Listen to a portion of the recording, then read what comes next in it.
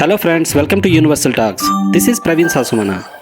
ఇండియాలో చిన్న పెద్ద అని తేడా లేకుండా భిన్నత్వంలో ఏకత్వంలా కలిసిపోయి కన్జ్యూమ్ చేసే ఏకైక డ్రింక్ సాఫ్ట్ డ్రింక్. ఎక్కడైనా సరే ఒక ఫ్యామిలీ ఆర్ ఫ్రెండ్స్ ఎనీ రెస్టారెంట్కి వెళ్ళి ఫుడ్ ఆర్డర్ చేసిన తరువాత ఖచ్చితంగా సాఫ్ట్ డ్రింక్ తాగాల్సిందే. సమ్మర్లో కాస్త దాహం అనిపించగానే మనకు ఫస్ట్ గుర్తొచ్చేది కూల్ డ్రింక్. పక్కన మనకు చల్లని మజ్జిగ ఆర్ కోకోనట్ వాటర్ ఏం కనిపించినా సరే, అవి ఆరోగ్యానికి మంచి చేసినా సరే, మన ఐ కాంటాక్ట్ మాత్రం ఓన్లీ కూల్ డ్రింక్స్. తాగేటప్పుడు కడుపు చల్లగా ఉంటుంది, కానీ లోపలికి వెళ్ళిన తర్వాత దాన్ని తడాకా చూపిస్తుంది. అసలు చెప్పాలంటే కంటికి కనిపించిన శత్రువుతో బయటికి కనపడి యుద్ధం చేసేవాడు. సో ఇలాంటి సాఫ్ట్ డ్రింక్స్లో వరల్డ్స్లోనే ఇద్దరు బిగ్ కాంపిటీటర్స్ ఉన్నారు. అవేంటి అంటే పెప్సీ అండ్ కోకోకోలా. వరల్డ్లో కిమ్మామ దేశమైన నార్త్ కొరియా అండ్ క్యూబా కాకుండా మిగిలిన అన్ని కంట్రీస్లో వీటి హవా నడుస్తుంది. ప్రపంచం మొత్తం ఒకే ఒక్క రోజులో ఓన్లీ కోక్ మాత్రమే 190 కోట్ల మంది తాగుతున్నారు అంటే అర్థం చేసుకోండి. ఇవి కాక ప్రపంచంలో ఇంకా 1,00,000 బ్రాండ్స్ ఉన్నాయి. అంటే ఇంకెంత తాగుతున్నారో. ఇక ప్రపంచంలో ఎక్కువగా ఈ కోక్ కన్జంప్షన్ చేసే మెక్సికోలో సగటున ఒక మనిషి ఒక సంవత్సరానికి నియర్లీ 800 లీటర్ల కోక్ తాగుతున్నారట. యాక్చువల్గా రోజుకి సగటున ఒక మనిషి 3 నుండి 4 లీటర్ల వాటర్ తాగాలి. కానీ వీళ్ళు ఒక రోజుకి 2.19 లీటర్స్ కోక్ తాగుతున్నారు. అంటే వాటర్కు బదులు కోకోకోలా తాగుతున్నారనమాట. అందుకే ఇక్కడ వరల్డ్లోనే ఎక్కువ మంది టైప్ 2 డయాబెటీస్తో బాధపడి చనిపోతున్నారు. అది తెలిసినా కూడా వీళ్ళు దాన్ని మానుకోలేరు. ఎందుకంటే దాంట్లో ఉన్న యాడెడ్ షుగర్. జనరల్గా షుగరే కదా, ఏముందులే అనుకుంటారు. కానీ ఇది ఆల్కహాల్ ఎడిక్షన్ కంటే వెరీ డేంజరస్. మనం తిన్న ఆహారంలో మనకు పనికిరానిది ఏంటి అంటే ఈ యాడెడ్ షుగర్. జనరల్గా మన బాడీకి రోజుకి యాడెడ్ షుగర్ ఎంత కావాలో తెలుసా? 0. ఎస్, మనం డైలీ తీసుకునే ఫుడ్స్ ద్వారా మనకు న్యాచురల్ షుగర్ వస్తుంది, like fruits, milk, honey etcetera. అలా కాకుండా మనం టీ ఆర్ కాఫీలో వేసుకునేది, అలాగే స్వీట్స్ తినడం వల్ల ఇలా ఆర్టిఫిషియల్గా తయారు చేసేది తినేది యాడెడ్ షుగర్. సో మన ఇండియా విషయానికి వస్తే ఇక్కడ స్పైసీ ఫుడ్ అంటే చాలామంది ఇష్టపడతారు. దీన్ని అడ్వాంటేజ్గా తీసుకొని కోక్, పెప్సీ, థమ్సప్ వంటి వాటిల్లో ఒక స్పైసీనెస్ ఉండేలా క్రియేట్ చేసి ఇండియాలో ఇంట్రడ్యూస్ చేశారు. యాక్చువల్గా తలనొప్పి కోసం టానిక్గా కనిపెట్టిన ఈ కోక్ రూపాంతరం చెంది డైలీ మనం తీసుకునే ఫుడ్లో ఒక భాగమైంది అంటే నమ్ముతారా? కానీ ఇది నిజం. ఏం మాట్లాడుతున్నావురా? నరాలు కట్ అయిపోయింది. సో ఈ వీడియో ఎక్కడ స్కిప్ చేయకుండా చూడండి. అలాగే నా వీడియో ఫస్ట్ టైం చూసినట్లయితే ప్లీజ్ సబ్స్క్రైబ్ చేసుకోండి. అలాగే వీడియో నచ్చినట్లయితే ప్లీజ్ లైక్ చేయండి.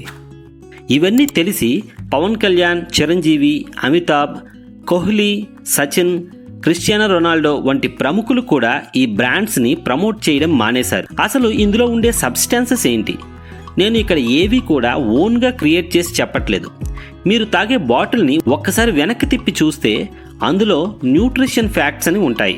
సో నేను ఇప్పుడు చెప్పే సబ్స్టెన్సెస్ ఇండైరెక్ట్గా కొన్ని కోడ్స్ రూపంలో ఉంటాయి.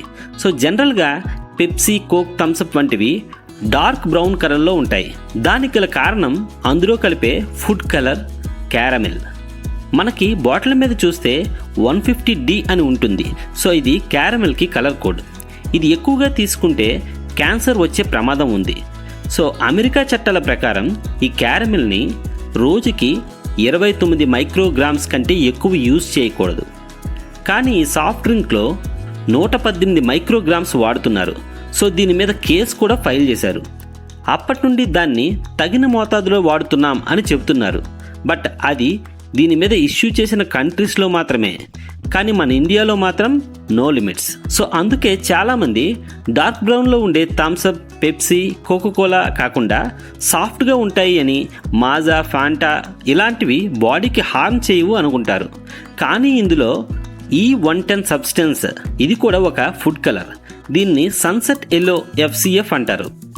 ఇది డ్రింక్స్ను ఎల్లో కలర్లో ఉండేటట్లు చేస్తుంది. సో దీని వలన చిన్నపిల్లల్లో హైపర్ యాక్టివ్నెస్ వస్తుంది. అలాగే చిరాకు, కోపం వంటివి కూడా వచ్చే ఛాన్సెస్ ఉన్నాయి. అలాగే మన ఇంట్లో ఏదైనా ఫుడ్ని నిల్వ చేసుకోవాలి అంటే మనం చేసేది ఏంటి? దాన్ని ఫ్రిడ్జ్లో పెడతాం. అలాగే ఈ సాఫ్ట్ డ్రింక్స్ని కూడా ఫ్రిడ్జ్లో ఉంచాలి. కానీ ఇవి మ్యానుఫ్యాక్చర్ అయ్యి ఆ తరువాత షిప్పింగ్ అయినంత వరకు ఇవి నార్మల్ టెంపరేచర్లోనే ఉంటాయి. అయినా సరే ఇవి నిల్వ ఉండడానికి దానిలో సోడియం బెంజోయిట్ అనే కెమికల్ని కలుపుతారు. ఇది ప్రిజర్వేటివ్గా పనిచేస్తుంది. ఇక్కడ వరకు బాగానే ఉంది. కానీ 2005లో యుఎస్ FDA కొన్ని టెస్టులు చేసింది. ఈ సాఫ్ట్ డ్రింక్స్లో బెంజిన్ అనే గ్యాస్ ఉంది అని కనిపెట్టారు. అసలు బెంజిన్ అంటే ఏంటి? ఏదైనా ఒక వస్తువుని బాగా కాలిస్తే వచ్చే పొగ. సింపుల్గా చెప్పాలి అంటే మన వెహికల్స్ నుండి బయటికి వచ్చే పొగ లాంటిది. సో ఇది అసలు బాటిల్లోకి ఎలా వెళ్తోంది? యాక్చువల్గా ఈ సోడియం బెంజైట్కి సన్లైట్ తగలడం వలన ఒక కెమికల్ రియాక్షన్ అనేది జరిగి బెంజైన్ అనే గ్యాస్గా ఫామ్ అవుతుంది. సో ఇలాంటివి మనం తాగేస్తున్నాం. అసలు ఇందులో ఉన్న న్యూట్రిషన్ ఫ్యాక్ట్స్ గురించి చాలా క్లియర్ కట్గా సింపుల్గా చెప్తాను. సో ఒక సాఫ్ట్ డ్రింక్ తాగడం వలన 100 mlకి 42 కిలో క్యాలరీస్ ఎనర్జీ వస్తుంది. అంటే జనరల్గా మనం తాగే 600 ml బాటిల్ వలన 252 కిలో క్యాలరీస్ ఎనర్జీ వస్తుంది. వావ్, సూపర్ అనుకుంటున్నారా? సో ఈ ఎనర్జీ ఎంత ఇన్స్టాంట్గా వస్తుందో అంతే ఫాస్ట్గా పోతుంది కూడా. దానికి గల కారణం ఇందులో ఉండే యాడెడ్ షుగర్. సో ఒక సాఫ్ట్ డ్రింక్లో ఈ యాడెడ్ షుగర్ 100 mlకి 10.4 grams. అంటే జనరల్గా మనం తాగే 600 mlకి 62.4 grams ఆఫ్ షుగర్. ఇంత షుగర్ డైరెక్ట్గా నోట్లో వేసుకుంటే ఏమవుతుంది? ఖచ్చితంగా వామిటింగ్ సెన్సేషన్ వస్తుంది. సో అలా రాకుండా ఉండడానికి ఇందులో ఫాస్ఫరిక్ యాసిడ్ని వాడతారు. ఈ ఫాస్ఫరిక్ యాసిడ్ చిన్న పేగుల్లోని కాల్షియం, మెగ్నీషియం, జింక్లను బైండ్ చేస్తుంది. సో దీనివలన యూరిన్తో పాటు కాల్షియం, మెగ్నీషియం, జింక్, సోడియం, ఎలక్ట్రోలైట్లు బయటికి వెళ్ళిపోతాయి. సో ఇలా న్యూట్రియంట్లను కోల్పోవడం వలన త్వరగా డీహైడ్రేషన్ గురవుతారు. సో ఎంత ఫాస్ట్గా మనకి ఎనర్జీ వస్తుందో అంతే ఫాస్ట్గా మనం డీహైడ్రేషన్కి గురవుతాం. అలాగే వీటి మీద కంటెన్స్ కెఫెన్ అని ఉంటుంది. ఈ లెవెల్ డైలీ మనం తీసుకున్న కప్పు కాఫీ కన్నా 10 times మోర్ కెఫెన్ ఉంటుంది. కూల్ డ్రింక్స్లో ఉండే కెఫెన్ బ్లడ్ ప్రెషర్ రావడానికి కారణమవుతుంది.